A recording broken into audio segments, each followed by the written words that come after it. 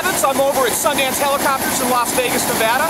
Right now I'm in front of one of the beautiful A-Star aircraft they fly to the Grand Canyon. The most popular flight that I love is the Grand Canyon Landing Tour. Departs from Las Vegas, zips over probably over 200 miles per hour to the Grand Canyon West and flies down about 4,000 feet on the descent. Lets you out, champagne picnic, and it's a fantastic trip for anybody who's looking for something to do during the day and get off the strip. A-Star, highly recommended, Canyon Landing. I'm Keith Kravitz. Thanks.